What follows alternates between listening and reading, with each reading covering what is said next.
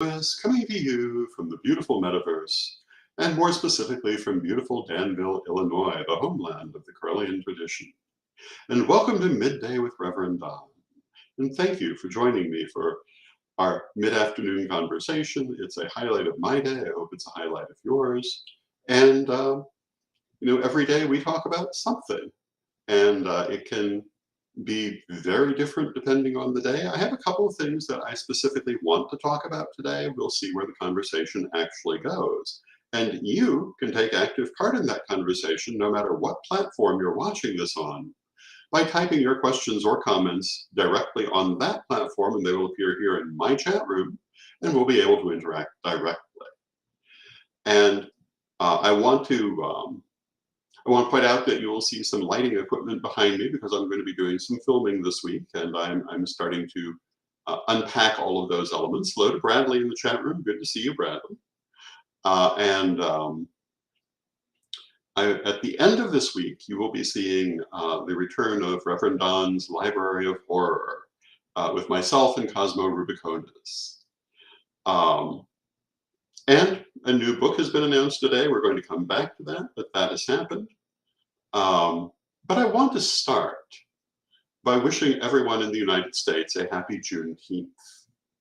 And Juneteenth, of course, is the holiday celebrating the end of slavery in this country. And hello to Michael, Tom, and Alan in the chat room. Good to see all of you. And I think that this is a very important holiday. It's been a federal holiday for a relatively short time. Hello to Ebony in the chat room. It should have been long ago. And I want to emphasize that I'm not just wishing a happy Juneteenth to the African Americans in our audience, but to everyone in the audience, because we all should be conscious of this holiday. We all should be observing this holiday. It is, it's only really going to be able to fulfill its purpose if we are all mindful of it. Hello to Renee and Cheryl May. Cheryl May in the chat room. Cheryl May is from Canada. But here in the US, we're celebrating Juneteenth. And I think that all of us should be celebrating the end of slavery and working on eliminating its legacy. Hello to Kazan in the chat room. Unfortunately, not everyone is, but as a nation, we must continue to work toward this. And I think that we need to be mindful of that legacy and the effect that it plays in society. Hello to Tom in the chat room. And I was thinking before coming on about some of the perhaps less obvious things that are a legacy of slavery in this country. We all know the political legacy.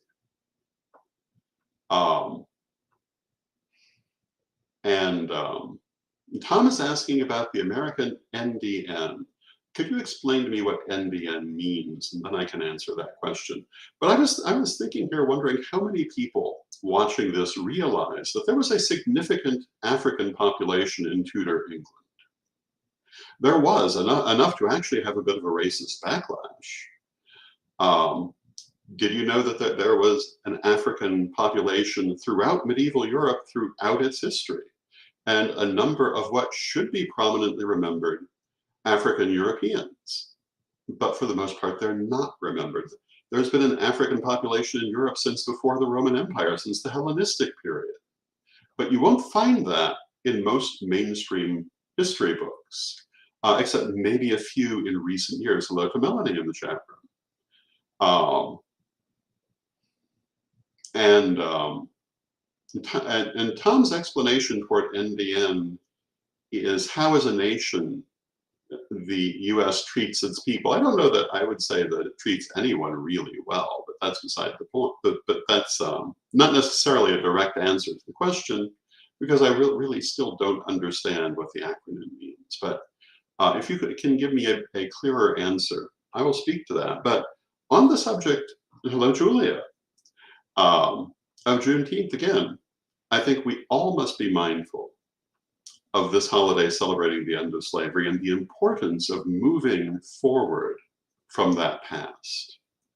And we can only do that by changing our nation, by changing our assumptions, many of which are conditioned by false history that we've been taught. False mostly, often by omission, sometimes by deliberate misdirection. But today, there are a lot of sources available to give a clearer picture of what really happened. And it was complex. It's not a simple equation how the transatlantic slave trade came to be, nor is it a simple path moving on from it. But it's one that I think we must all be dedicated to. So that's what I wanted to say. PETA says, good morning from New Zealand. Good morning, PETA. I think it's all too easy for some people to feel that this does not apply to them, but it applies to all of us. And personally, I come from a family of widely mixed ethnicity. So maybe I'm more mindful of this for that reason. Because while I may look lily white, I'm not. And my mother and her mother and other relatives were obviously far more mindful of these things because they were affected by them, which was not true of most people who look like me. But because of that, I am very much aware of why we need to change. And Kazan says, I don't know the history of Juneteenth. I will find out what it is about. And that's understandable because Kazan is from Canada. Juneteenth is a federal holiday in the US celebrating the end of slavery, and it originated in Texas with the proclamation telling the formerly enslaved African American population that they were free in 1865, well after the actual Emancipation Proclamation had happened, but after the end of the Civil War. And it became there an annual holiday, which has now become a national holiday, which it absolutely should. So happy Juneteenth to everyone in the US. And I hope that everyone will spend at least some time today thinking about the legacy of our history and what our future is going to be. And I saw, and Ebony says, I think Tom was referring to Native Americans in the US, but I'm not sure. That could be, it kind of looked that way. And the way that the US treated Native Americans was genocide.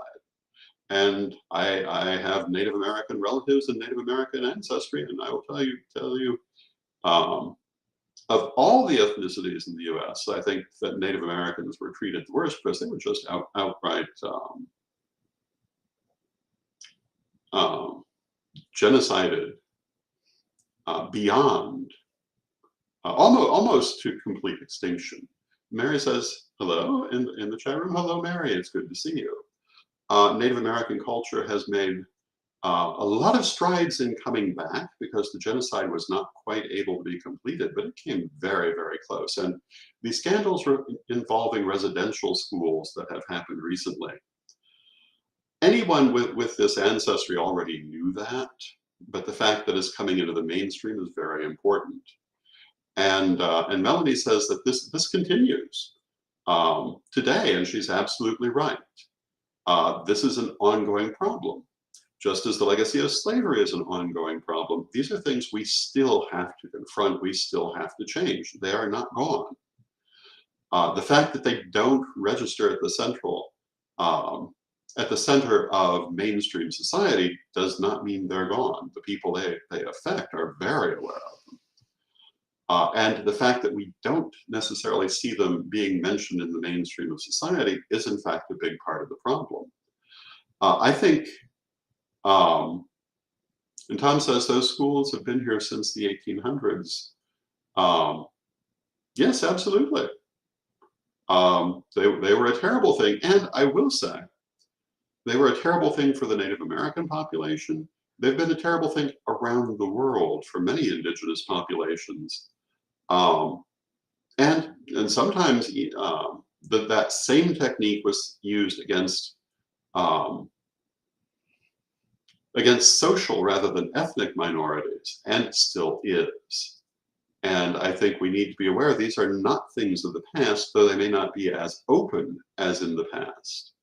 But I think if we look at some of the things happening in the country today, particularly on the LGBT front, we'll see that this is not at all about the past. It's not what anyone's ancestors did. It's not about something 150 years ago. It's about attitudes that persist today and behaviors that persist today. And what is tomorrow going to be? Um, and Kazan remarks on the same terrible things happening in Canada. I believe you'd see the same thing in any part of the former imperial colonies.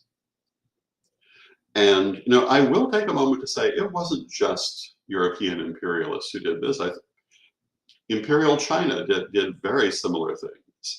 I think all imperial powers have done similar things. That doesn't make it right, and it doesn't make it what we need to continue. It doesn't mean we don't need to oppose it in the future, but I do recognize that that is true. But if you always do what you always did, you always get what you always got. And we need to find better things in our future. And in the many years that I served as active first priest of the Karelian tradition, I always really tried to look to that future that I wanted to see, that I hope we all want to see, and try to move to that future. And I hope that we will continue to do that we will empower people, and that we will break down the barriers of the past to empower people equally. Because I think that this is not something that the people who need to be mindful of are often mindful of, because nothing in that mainstream society really speaks about it. And hello to Kim in the chat room, who uses my favorite quotation, "Be the change you want to see." Yes, Kim, absolutely. We must be the change we want to see, or we have no reason to think we'll see it. And if you're watching this, I hope that you will intentionally build a better world, particularly in reference to these things we're talking about. Hello to Anna in the chat room. And I really do tend to believe if it's not a better world for all of us, it's not really a better world for any of us. And those are my thoughts on this Juneteenth. Hello to Fluffy in the chat room. And elsewhere in the news, and Alan in the chat room, it says that one thing most people don't know is that the last slave was really freed in 1941 because the Constitution gave an exception to slavery for those who were arrested and imprisoned. That's an interesting thing.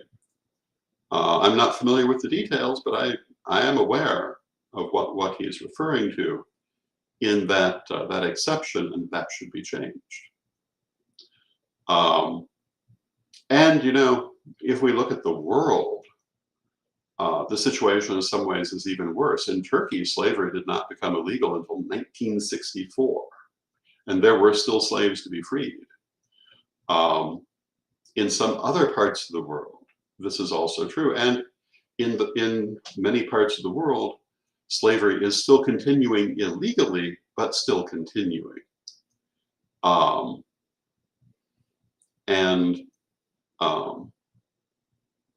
The fight against it is nowhere near over, nor is it limited to just our own backyard, but our own backyard is where we need to start, because it's the thing we can most affect.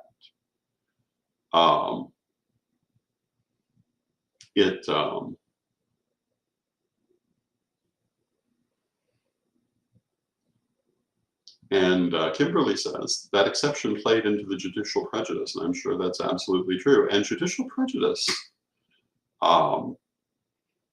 is something that one, I think we're seeing played out not only in this area, but in many areas today, that our judges are human, and for all that we claim that we're a country of laws, particularly recent scandals involving the Supreme Court are making very, very clear that the role of people and their prejudices is very much at play.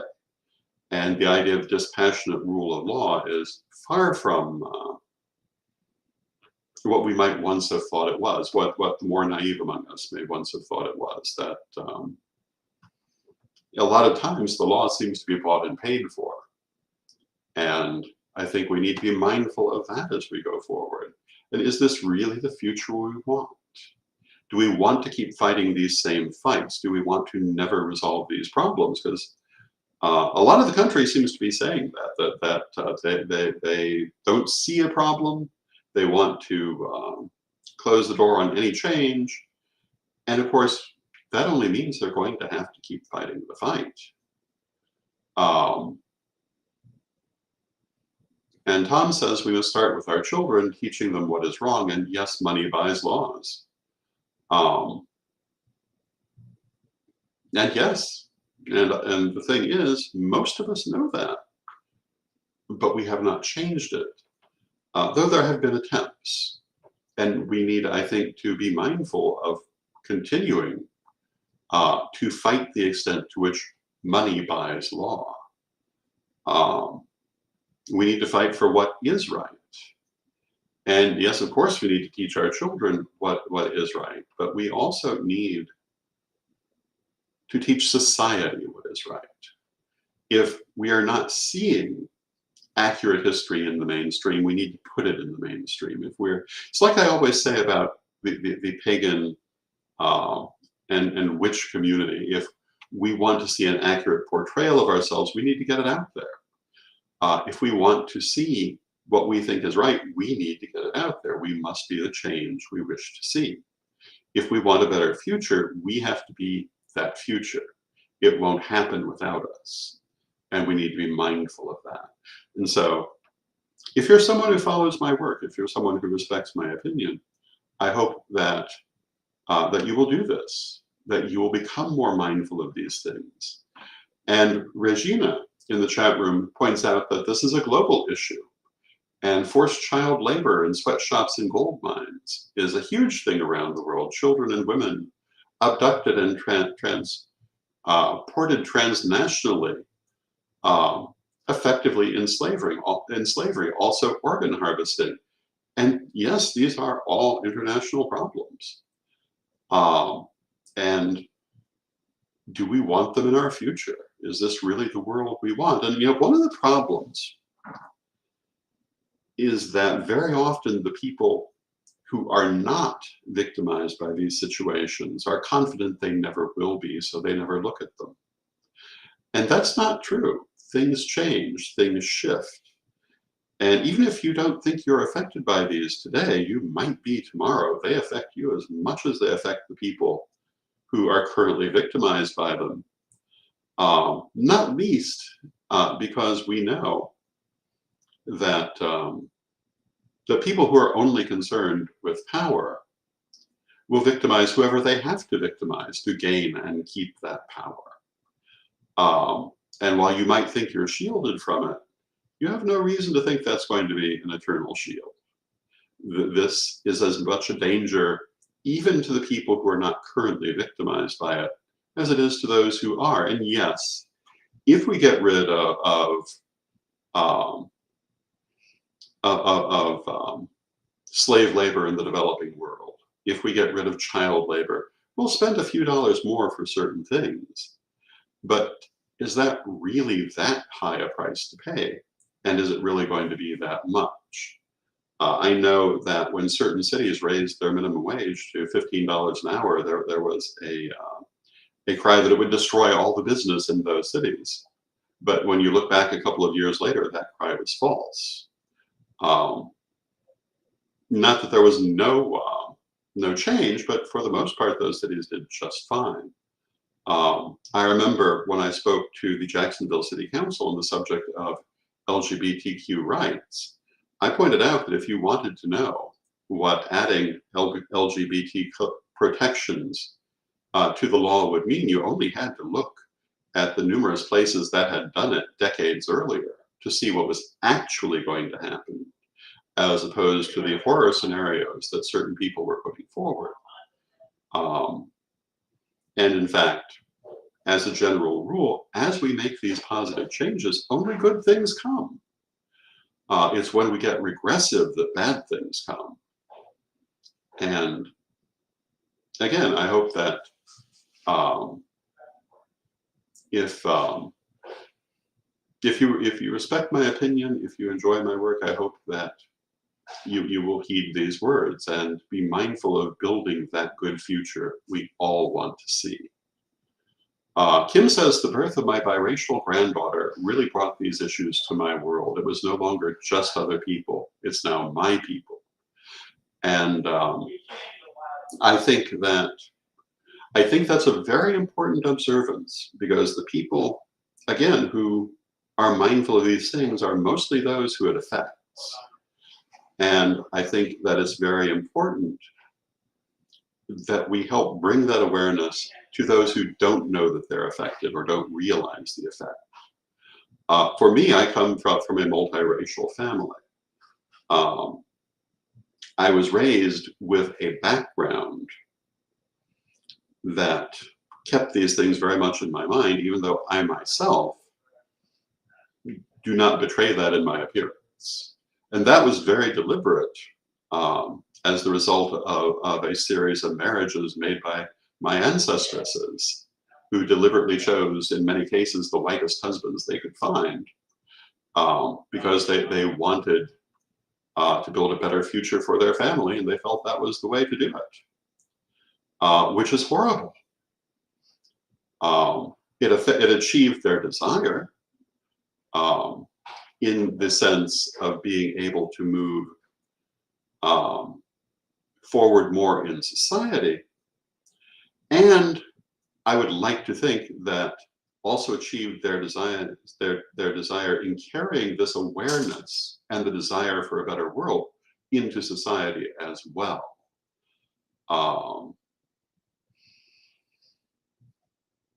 Because so often when people followed that course, they simply closed the door on their past, which I was not taught to do. But the fact that anyone should have to have that consideration is horrible.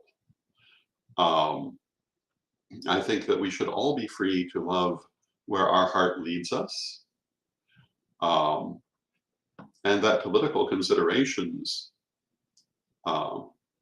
should not be necessary, that we shouldn't have to worry about whether our particular love is legal or illegal in a certain state, whether we're talking about biracial relationships or same-sex relationships. I think that I think that love is love. And hello to Deb in the chat room, who says, who just got here and says, better late than never. And Tom points out that they are first generation biracial.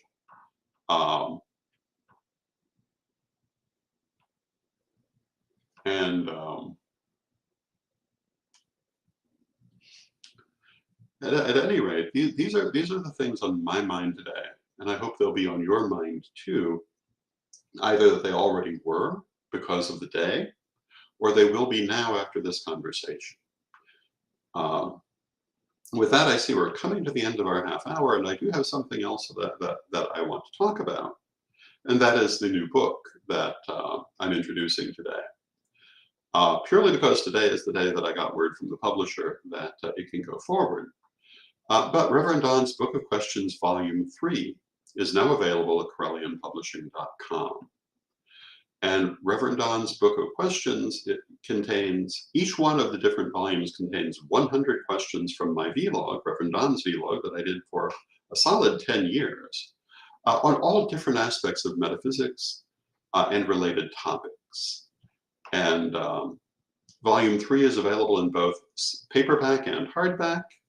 And you can find that at CorellianPublishing.com. And in bringing this book forward, the thought has occurred to me that I would like to explore the idea of bringing people on with me to talk about some of these subjects in a group setting. And so my question to you is, would you be interested in taking part in such a program? Would you like to come on with me to talk about different things? Probably different people on different days, and not all the time necessarily, but the idea is still being kicked around. But I'm thinking of something not unlike, it's probably not the best analogy, and I don't watch the program, so all I know is the reputation, but not unlike a metaphysical version of The View, or shows like it, where you have people who can talk about things from different points of view. I think that would be very interesting. But of course, I would need other people willing to do it. So if you are interested, you can let me know either on my Facebook page or at Magic TV, or by email at donlewishp@aol.com, because I would like to explore this idea and hopefully move forward with it. So these are the things that my mind is on at this time. Again, I want to wish everyone a happy Juneteenth in the United States, and even internationally. I know that it's a U.S. holiday, but it's an international issue. And let us all take this day to be mindful of this situation and making the future better than the past. And with that, I thank you for joining me. I love you all. I love having these conversations. And let us close with our prayer. And Divine Mother Goddess, Divine Father God, beloved ancestors, we ask you to help us to be the change we want to see, and to keep our eyes fixated on the better world we hope to enjoy and pass on to our descendants, physical or philosophical. Help us to embody the best that we are, and not merely the legacy that we receive.